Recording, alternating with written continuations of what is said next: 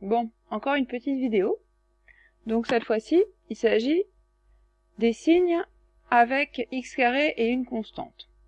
C'est-à-dire lorsqu'il n'y a pas de terme en x, mais que vous avez x carré et 2, 3x carré et moins 7, etc. Donc il y a 4 grands types en fait à identifier. Donc je vous ai mis des petites couleurs, ça change un petit peu. Donc il y a 4 grands types. Le premier type, c'est lorsque vous avez un x carré avec un coefficient positif,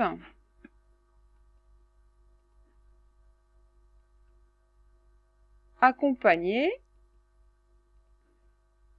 d'une constante ici qui est aussi une constante positive. Alors mes petits rectangles rouges, c'est tout le temps des nombres positifs. Ça peut être 7 racine de 2, ln de 37, ça c'est positif, exponentielle de n'importe quoi. Donc ça c'est toujours un nombre positif. Et donc mes petits ronds, c'est des coefficients, donc par exemple ça pourrait être 2x carré, ou 7x carré, ou e fois x carré. Voilà, donc ça c'est positif, à chaque fois.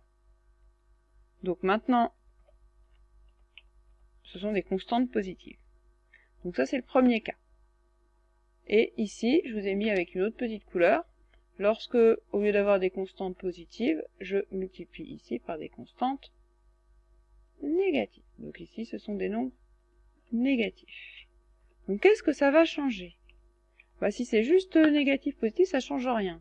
Ce qui compte, c'est le tout. C'est-à-dire, ce qui compte, c'est la structure globale de votre expression. Ici, vous remarquez, vous avez un nombre positif fois x carré plus un nombre positif. En fait, en gros, c'est tout rouge. D'accord? Donc là, comme c'est tout rouge, eh ben, comme on peut s'y attendre, j'ai du positif avec du positif, ça fera du positif. Donc ça sera une expression strictement positive, ou supérieure ou égale à 0 éventuellement. Ici, j'ai du rouge, et puis ici j'ai du rouge, mais là j'ai un moins. Donc le moins, il transforme le positif en négatif. Et oui. Donc en fait, au lieu d'être plus un truc positif, ici, en vrai, je me retrouve avec quelque chose de négatif. Et donc, j'ai mélangé du positif et du négatif. Le signe, il est pas très prévisible. Ici, alors ici, je vois du négatif plus du positif. Donc là encore, j'ai mélangé du positif et du négatif. Si je mélange du positif et du négatif, bah, c'est comme ci, comme ça, coup-ci, coup-ça, d'accord? C'est I am so-so, bof, bof, un petit peu les deux. Alors qu'ici, je mets du négatif et puis moins un positif, ça donne un, bah oui, un négatif. Donc, ce truc-là, lui, il va être homogènement, pas positif cette fois, mais homogènement négatif. Donc, je vais le mettre en vert, et puis je vais vous refaire le petit truc ici qui va bien pour montrer qu'on voit bien du négatif partout. Hop. Ça doit être un peu vert, comme tous les trucs négatifs. Et hop. Voilà. Donc voilà tous les cas possibles, en gros, quand j'ai x carré et puis autre chose. C'est soit je suis tout le temps positif, soit je suis tout le temps négatif. Donc là je suis happy, là je suis sad, et là je suis so-so, un peu des deux. Donc on sait pas trop. Voilà. Et alors les deux qu'il faut savoir absolument démontrer facilement, c'est celui qui est tout le temps positif, celui qui est tout le temps négatif. Je vous fais par exemple celui qui est tout le temps négatif. Évidemment, le téléphone sonne, il n'y a pas d'urgence, on y va. Donc comment est-ce qu'on va faire? On va dire que pour tout x,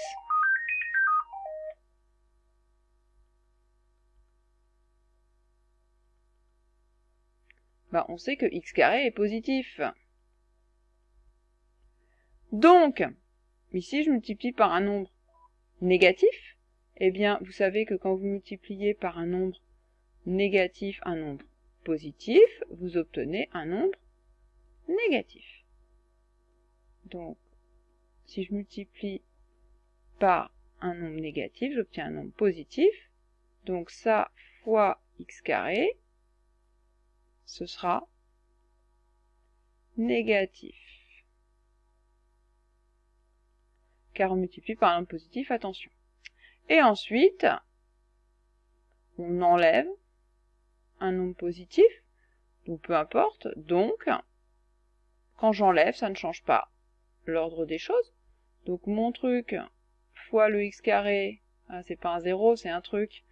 Vous voyez, c'est un peu pourri, hein, donc je vais copier-coller. Parce que là, on a l'impression que j'ai mis 0, ça va plus du tout.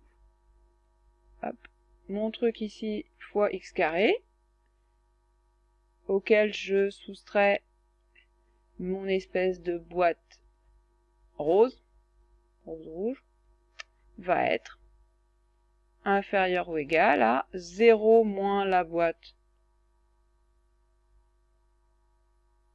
rouge, donc inférieur ou égal à 0 moins ça. Ici, on a fait une soustraction, et une soustraction, ça ne change pas l'ordre des choses. C'est pas une multiplication par un nombre négatif, hein. Et donc, je vois bien que le résultat ici va être négatif. Voilà, donc ça c'est une démonstration, et puis pour positif c'est encore plus simple parce qu'il n'y a pas de signe moins. Voilà pour cette petite démonstration, je vous reparle peut-être des deux autres juste après.